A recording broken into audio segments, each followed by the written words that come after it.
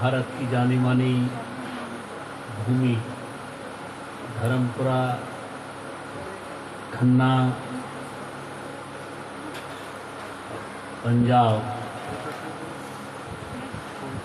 में आप सभी के सौजन्य से सत्संग की दूसरी बैठक आज दिनांक 7 अप्रैल 2024 ईस्वी की शाम हो रही है।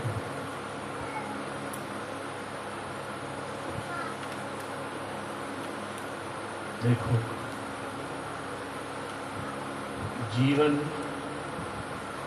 हमको मिला है परमात्मा की कृपा से। तुम्हें इन्हीं माता पिता के गर्भ में जन्म मिला, इन्हीं भरतखंड में जन्म मिला, इन्हीं संबंधियों के बीच में जन्म मिला। ये तुम्हारे बस की कोई बात नहीं थी।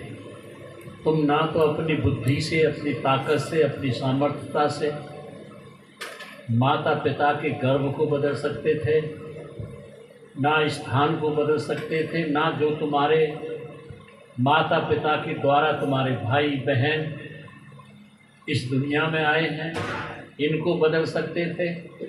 और तुम्हारे जीवन में जो कुछ भी घटनाएं हो रही हैं, होंगी, चाहे वो तुम्हारी संतानों के द्वारा, संबंधियों के द्वारा, सहयोगियों के द्वारा या विरोधियों के द्वारा, उनमें भी तुम अपनी बुद्धि से के उपयोग से कोई परिवर्तन नहीं ला सकते। वो सब घटित होगा। तुम्हारे मन की, बुद्धि की स्फूर्णाएं भले ही हो कि हम इसमें कुछ परिवर्तन कर देते हैं, वो तुम हेल्पलेस, असमर्थ होते हो। ये ऐसे जमा हो जरा।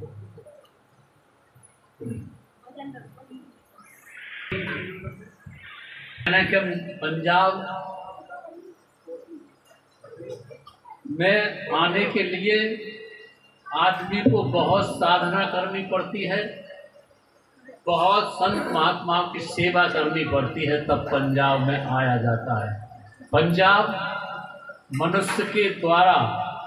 मनुष्यों के द्वारा किसी क्षेत्र को सीमित कर देने को पंजाब नहीं कहते। भारत का बंटवारा हुआ, प्रदेशों की परिसीमाएं बनी।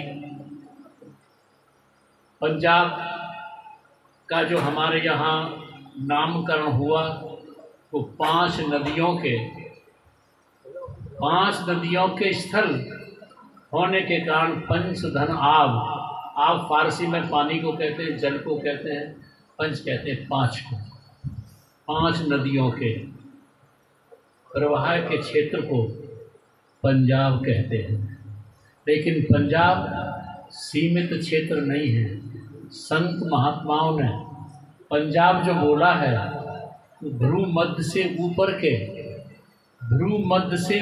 के 5 धनियों के मुकामों को पंजाब, जहाँ 5 शब्दों की धार, 5 शब्दों की, जो संत महात्मा उपदेश करते हैं, 5 शब्दों की धार, 5 शब्दों का अमृत अभी बरस रहा है, उसको पंजाब कहते हैं। प्रत्येक आत्मा, पंजाब ये नहीं, इस क्षेत्र को नहीं कहते, पंजाब बृहद विश्व, पूरे विश्व को पंजाब कहते हैं। जो 10वें द्वार के सचखंड अनामी धाम तक के 5 मुकाम हैं, पंच मुकाम, जो 5 शब्द जहाँ के संत सदगुरु अपने शिष्यों को उपदेशनामे देते हैं, ये पंजाब जो 5 शब्दों की धार अमी की बह रही है और आत्मा को, रूह को, अमृत को प्रदान करती है, उसे पंजाब कहते हैं। प्रत्येक आत्मा का भूमंडल पर कोई भी किसी भी योनि में है, चाहे कीड़े मकोड़ों में है, चाहे वो पशु पक्षियों में है, चाहे वो मनुष्य योनि में, किसी भी योनि में, भारत में ही नहीं पूरे विश्व में, पूरी पृथ्वी पर जो भी जन्म मनुष्यों का हो रहा है, ये सब उस पंजाब से ही आए हैं। हमने कहीं लिखा है किसी जगह पर पददास ने कि एक सिंधु देश नाम अवगत रूप रेखा तहाने, यानी सूरत का, जीवात्मा का, चेतना का, आत्मा का जो यहाँ पर शरीरों में प्रवेश हुआ है वो पंजाब से ही हुआ है। एक सिंधु देश नाम अवगत रूप रेखा कहा नहीं, फिर देश स्वामी का कहा नीचे पदमपुर है सही। इससे उतर के अगम देखा अलख में आकर अड़ी, सत्य पुरुष लोक अगाध लीला हंसों में जाकर खड़ी। भमरपुर आई उतर कर बंसी की धुन तां सुनी, महाशून्य से नीचे चली 10 द्वार पर किंगरी गुनी। फिर कुटी पे लीला अजब देखी, ओंग धुन सुनती भई, सहस दल पे कमल निरखा संग धुन घंटा सोई। पदम दास तिल तीसरे में सुरत आकर थिर रही, फिर नेत्र दोनों में उतर कर पिंड में कुपह रही। ये चेतना की धार पंजाब से ही आई है भाई।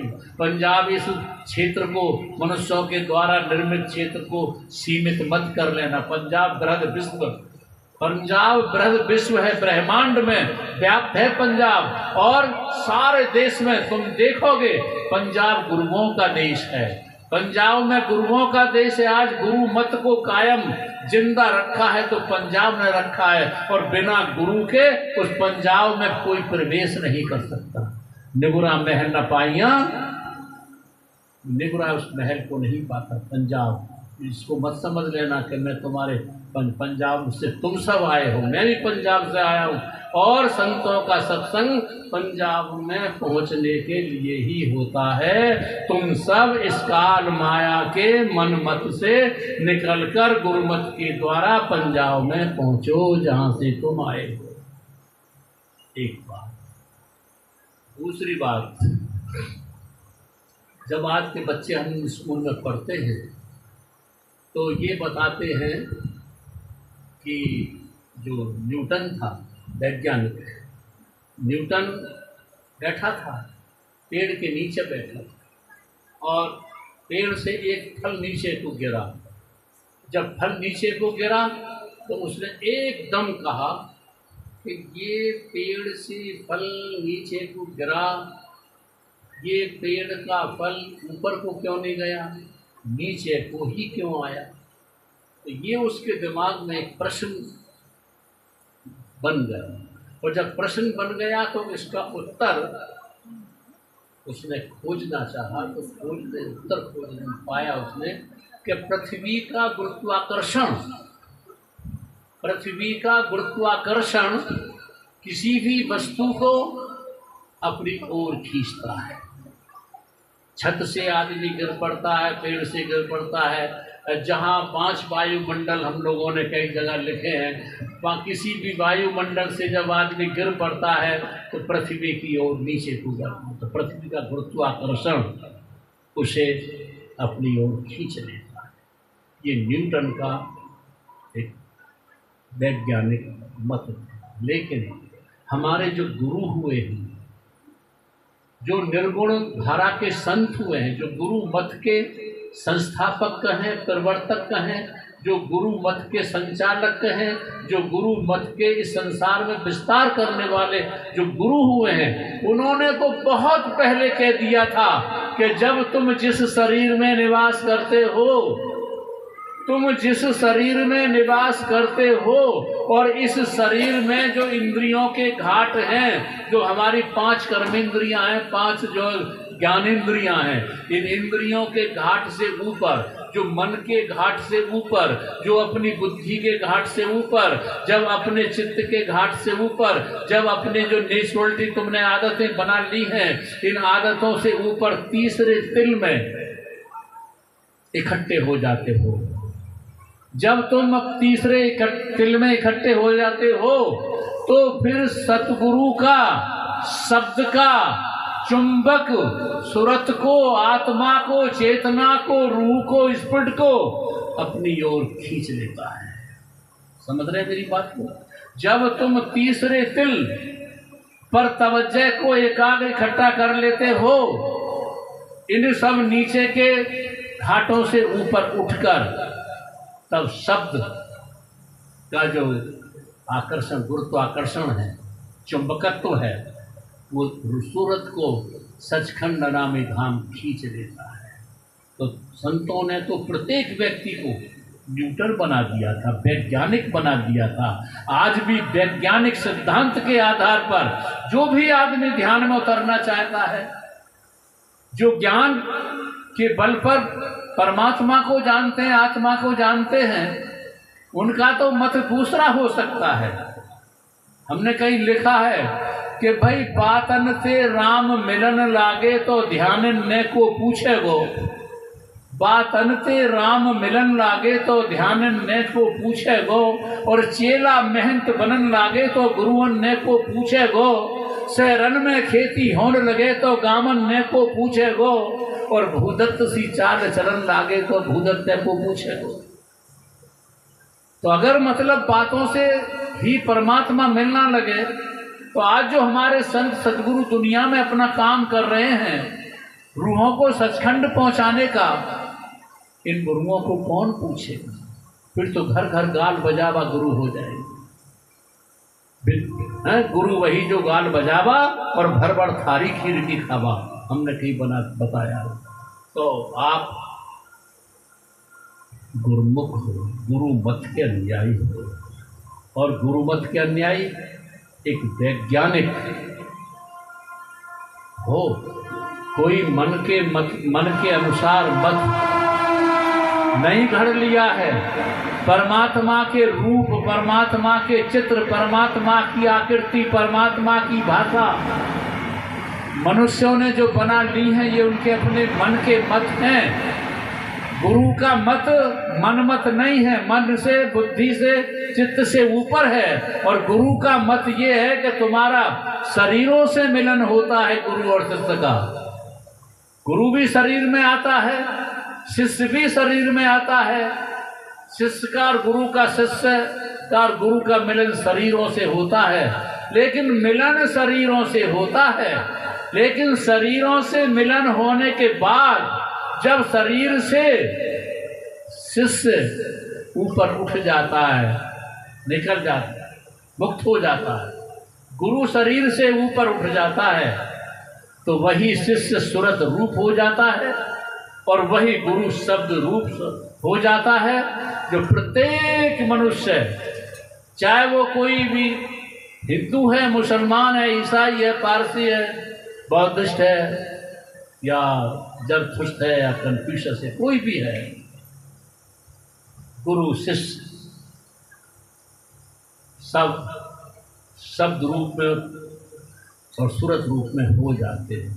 और बिना गुरु उस देश में, हमने कहीं लिखा है, बिना गुरु उस देश में धर्म न पावे था पाव। बिना गुरु के उस देश में कोई भी व्यक्ति प्रवेश नहीं कर पाएगा। इसलिए गुरुओं का देश है सचखंड अनामी धाम। वहाँ पर कोई योगी, तपसी, साधक, सिद्ध, तप, हफ्सी, जाहिदा, आबिद, माबूद कोई भी कदम नहीं रख सकता। वही रख सकेगा जो जिसको पूरा सतगुरु मिल गया है। गुरु नानक देव जी ने कहा है कि पूरा सतगुरु पाइयाँ पूरी पाई जुक्त, हसंदियाँ खलंदियाँ खबंदियाँ बिच्चो पाई। अगर हंसते जुलते तुमको पूरा गुरु मिल जाता है तो तुम उस अनामी धाम में प्रवेश कर जाते हो। अब एक बात कहूँ, मैंने पढ़ रहा था कहीं, अमेरिका के किसी स्कूल में प्रदर्शनी लगाई थी बच्चों ने, और प्रदर्शनी जो लगाई थी, गांव के लोग देखने के लिए गए उसे। प्रदर्शनी में रेल, हवाई जहाज, मोटर, कार और खिलौने बहुत से चलते दिखाए जा रहे थे। बच्चे बैठे थे वहाँ, गांव के सब लोग देखने जा रहे थे, तो देखते थे, खिलौने चल रहे थे, हवाई जहाज उड़ रहे थे, रेल चल रही थी, मोटर चल रही थी। तो बच्चे कह रहे थे ये बिजली है, ये बिजली से चल रहे हैं सब, रेल है, मोटर है, हवाई जहाज है, और खिलौने हैं, सब बिजली से चल रहे हैं। आदमी देखते थे, चले जाते थे, चर्चा करते थे, बिजली से चलते हैं सब। तो उसी प्रदर्शनी में एक अधेड़ बूढ़ा आदमी, अनजान जिसे कोई नहीं जानता था, वो पहुंचा और जो छात्र वहां बैठे खिलौनों को दिखा रहे थे बैठे बैठे, तो छात्र से पूछा उस अधेड़ व्यक्ति ने, भैया ये क्या है?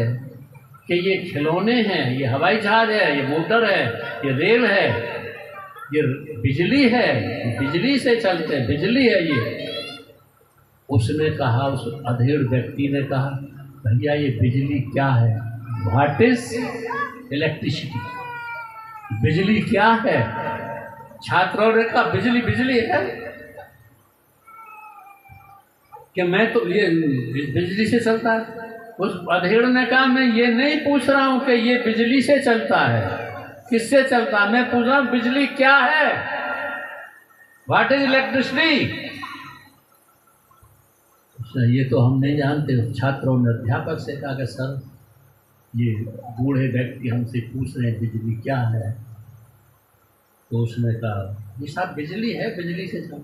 तो कहा, मैं ये नहीं पूछ रहा हूँ, ये मैंने पूछा बिजली क्या है। बोले साहब ये तो हमें, जब किसी भी आगे क्या लग जाता है, राम क्या है, कृष्ण क्या है, सदगुरु क्या है, नाम क्या है, सत्संग क्या है, सचखंड क्या है, जब क्या लग जाता है तो सारे ज्ञान का भ्राम लग जाता है। कोई भी ज्ञान उसका उत्तर नहीं दे पाए। ब्रह्म क्या है, पार ब्रह्म क्या है? तो सुना, मैं ये नहीं पूछ रहा हूं, मैं पूछ रहा हूं बिजली क्या है। अध्यापकों ने कहा कि हम नहीं जानते। तो उस आदमी ने, अधेड़ आदमी ने कहा, देखिए आप नहीं जानते, मैं एडिशन हूँ। एडिशन नाम सुना होगा तुमने सब। मैं एडिशन हूँ और मैं वो एडिशन हूँ कि मैंने अमेरिका में सैकड़ों आविष्कार किए हैं, सैकड़ों आविष्कार किए हैं, कितने ही आविष्कार मैंने किए हैं, लेकिन मैं भी नहीं जानता कि बिजली क्या है। एडिशन, मैंने कितने ही चीज़ों के आविष्कार किए हैं, सैकड़ों, लेकिन मैं भी नहीं जानता बिजली क्या है। तुम सत्संग में आए हो, तुम गुरु नानक देव को नहीं जान सकते अपनी बुद्धि से। कोई कहे कि गुरु नानक क्या है, तुम्हारे दुनिया के मानव द्वारा रचित दुनिया के शब्दकोश, चाहे वो हिंदी का है, चाहे अंग्रेजी का है, चाहे लैटिन का है, चाहे फ्रेंच का है, चाहे संस्कृत का है, चाहे गुरुमुखी का, किसी भाषा का शब्दकोश थक जाएगा, नहीं कह नहीं पाएगा गुरु नानक क्या है, गुरु कबीर क्या है, कह नहीं पाएगा दुनिया का ज्ञान। गुरु रविदास क्या है, कह नहीं पाएगा। पलटू साहेब क्या है, नाबाजी क्या है, दरिया जी क्या है, दादू जी क्या है, नामदेव जी क्या है, स्वामी सिद्धार्थ सिंह जी महाराज क्या हैं, बाबा गरीब साहब क्या हैं, बाबा जयमल सिंह क्या हैं। कोई दुनिया का ज्ञान कह नहीं पाएगा। क्या है, क्या है सत्संग, क्या है गुरुमुखता, क्या है सचखंड, कह नहीं पाएगा। हाँ, गुरु नानक को जाना नहीं जा सकता, गुरु नानक को जिया जा सकता है। गुरु कबीर को जाना नहीं जा सकता, गुरु कबीर को जिया जा सकता है। गुरु रविदास को जाना नहीं जा सकता, गुरु रविदास को जिया जा सकता है। स्वामी सिद्धार्थ सिंह जी महाराज को जाना नहीं जा सकता, स्वामी सिद्धार्थ सिंह महाराज को जिया जा सकता है। गुरु जितने भी हमारे हुए हैं, इन गुरुओं को शब्दों से, बुद्धि से जाना नहीं जा सकता। आज ये गुरु मत जिंदा है, इन गुरुओं के बलिदान की वजह से है। गुरुओं को क्या क्या नहीं सताया गया है, क्या क्या उनको जलाया नहीं गया, तपाया नहीं गया, जिंदा चिनाया नहीं गया, क्या क्या उन्होंने बलिदान किया है। लेकिन उनके उस बलिदान के कारण ही आज गुरु मत जिंदा है, वरना गुरु मत लुप्त हो गया होता। अभी एक उस सरदार प्रेमी आए थे, मैंने उनसे कहा था, आज जो गुरुमत जिंदा है, गुरु ग्रंथ साहब जो जिंदा है, ये ग्रंथ साहब में सारे महापुरुषों की जिन महात्मा जिन निर्गुण धारा के संतों को कोई जानता नहीं था, लुप्त हो गए थे उनके नाम, कबीर के, नामदेव के, रविदास के, इन महात्माओं के नामों की जो पद्य रचनाएं थी वो गुरु ग्रंथ साहब में संकलित की हैं, आज जिंदा हैं। गुरु ग्रंथ साहब ही एक उनकी पहचान है, उन गुरुओं की वाणियाँ उनमें संकलित हैं। अगर गुरु ग्रंथ साहब न होता, उनमें वाणियों का संकलन न होता, तो उन गुरुओं को कोई जानता नहीं कि वो जिंदा हैं उन गुरु ग्रंथ साहब की वजह से। और जब इन गुरुओं का बलिदान होता रहा, इनका कत्लेआम होता रहा, इनको सताया जाता रहा, तब जो गुरु गोविंद सिंह जी महाराज हुए थे, उन्होंने तब सीधी कही थी कि भाई सब सिखन को अकाल पुरुष की आज्ञा भाई तभी चलायो पंथ, और सब सिखन को हुक्म है माने गुरु ग्रंथ। हमारे गुरुओं की प्रतिभा को नष्ट करने के लिए लगे हुए हैं सब, और इसी तरह से रहा तो हमारी प्रतिभाएं नष्ट होती रहेंगी। इसलिए ग्रंथ साहब को गुरु माना जाए और उसी में आस्था, प्रेम, श्रद्धा रख करके उस गुरु मत को जिंदा रखा जाए, ताकि हमारे आने वाली जो संपत्ति हैं उनमें प्रतिभा निखरती रहे गुरु मत की। तो तुम और हम, सचखंड अनामी धाम गुरुओं का देश है, बिना गुरु के कोई भी नहीं पहुंचता है वहाँ पर। तुम गुरुमुख हो। और जब उसने कहा जाना नहीं जा सकता, एडिसन ने कहा जाना नहीं जा सकता बिजली को, ऐसे ही इन गुरुओं को जाना नहीं जा सकता बुद्धि के बल से, लेकिन इनको जिया जा सकता है। और जीने के लिए इनकी जो गुरु परंपरा श्रृंखला जो आई जारी है, कबीर साहब के शिष्य ने, उनके शिष्य ने, उनके शिष्य ने उनकी धारा को, उनकी जीवंतता को, उनकी उपदेशना को, उनकी ऊर्जा को, उनकी ऊष्मा को जो आज हम तुम तक फैलाया है, ये उन्हीं की बदौलत हम तुम तक उनकी ऊर्जा मिल रही है। वो बैठे हैं सचखंड नामी धाम में, और जो भी जिस नाम से,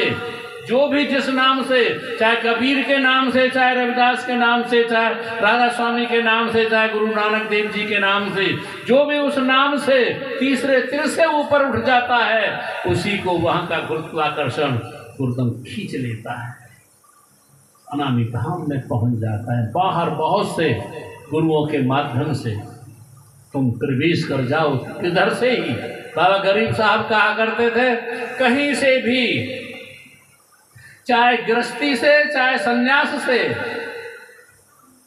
चाहे भारत से, चाहे अन्य देशों से, किसी भी जाति से, किसी भी धर्म से, किसी भी वर्ग से, किसी भी वर्ण से, कहीं से भी चले आओ, किसी भी भेष में चले आओ, चाहे स्त्री के रूप में चले आओ, चाहे पुरुष के रूप में चले आओ, चाहे बूढ़े के रूप में चले आओ, चाहे जवान के रूप में चले आओ, चाहे शिक्षित के रूप में चले जाओ, चाहे अशिक्षित के रूप में चले आओ, बस तीसरे तिल से ऊपर आ जाओ। और जब तीसरे तिल से ऊपर आ जाओगे तो तुम्हें तुम्हारा सतगुरु चुंबक की तरह खींच लेगा और तुम अपने मूल पंजाब में समा जाओगे, जहाँ से तुम आए हो, जहाँ पंच शब्द की धार प्रतिपल बहती है। जो पंच शब्द, जो पंच नदियों का, पंच धाराओं का जो समागम है, क्षेत्र पूरा ब्रह्मांड, तुम उसमें समा जाओगे और वहीं से तुम यहाँ आए हो। बस मैं तुम्हें पंजाबी बनाना चाहता हूँ। मैं भी पंजाबी हूँ और तुम भी पंजाबी हो, और चलो पंजाब, चलो पंजाब, तुम्हारे भीतर पुकार रहा है तुमको पंजाब। राधा स्वामी। शराब मत पीना भाई, मांस मत खाना भाई। शराब ने बहुत घरों को बर्बाद कर दिया, बहुत जीवनों को बर्बाद कर दिया। मांस का आहार मत करना। अच्छे लोग तुम्हारे घरों में पानी भी नहीं पी पाएंगे। अपने घरों को एक पवित्र मंदिर की तरह बना के रहना। जो मंदिर में मिलता है सच्चा सुख, सच्चा शांति, सच्चा प्रेम, सच्चा ज्ञान, सच्चा मोक्ष, सच्चा निर्वाण, सच्चा गुरुपद, जो मंदिर में मिलता है, गुरुद्वारों में मिलता है, मस्जिद में मिलता है, चर्चों में मिलता है, उन सबको अपने घरों में बना लो और अपने घरों को मंदिर, मस्जिद, चर्च की तरह बना के रखो।